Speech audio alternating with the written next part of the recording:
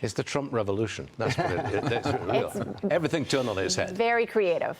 Fortunately, Steve Moore is with us this morning. Now, he's an economist, knows what he's talking about. Do you think the government should be taking a stake in Intel, or any company for that matter? Give us your honest opinion, Steve. Well, Lydia, thanks so much for spoiling my morning with that report. No, of course not. And first of all, these tens of billions of dollars they're talking about, quote, investing. I love that. Since when does the government invest? It misinvests, right? Every time the government makes an investment, it's a bad deal for taxpayers.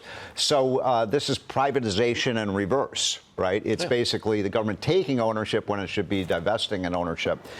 We should repeal entirely every penny of the money in the CHIPS Act and just repeal it and let the market work. Look, we've got a lot of chip makers. But we're not going to do that. He's doing that 10% stake.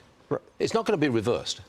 You mean the spending? Yeah, no, the Intel investment, whatever. It should be, though. I mean, come on, why?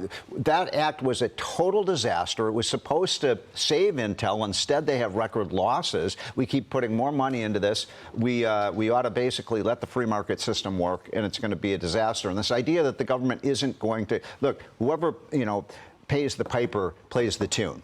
And so if the government's taking an ownership of this, I don't care what they say. I think they're going to start directing what Intel does, and I think it will be a really bad choice, Mr. President. So, Mr. President, get rid of all the subsidies for the chip industry and let the free market work. Wow, strong stuff there, Steve Moore. Steve Moore. All right, now we heard from Jay Powell, Friday. He struck I would call it a dovish tone at Jackson Hole at the meeting in Wyoming. Are we in for a series of rate cuts? For the rest of this year, a series of them? Probably. Usually when, you know this, usually when the Fed changes directions, right, it's the first of a series, right? So I would anticipate, yes, which in my opinion, if they're going to cut rates, then just do it now. I mean, what's the point of waiting and waiting and waiting and waiting and doing it gradually? The most important thing, I just wrote a column on this, is rather than cutting the federal funds rate, they should cut the interest on reserves. Are you familiar with that? I am. So the federal government is basically subsidizing banks to not lend money. Right.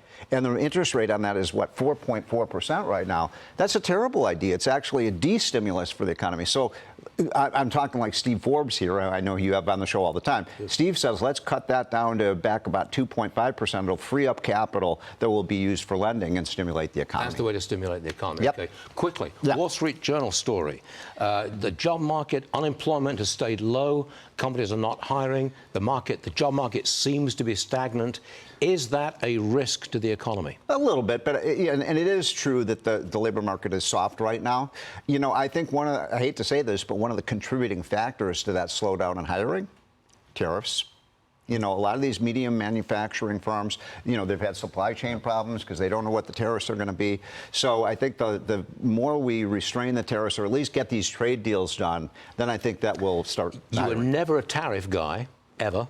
And you're not a guy who wants the government to invest in Intel or other companies. Laissez-faire. You are at odds with the Trump administration to some degree. I don't like Trump's terrorists, but I love his trade deals. And he is getting great deals. And by the way, the Canada story is a big one. Canada is now going to stop the retaliatory tariffs. Exactly. That's a big win for Donald Trump. I should have put that in a big story.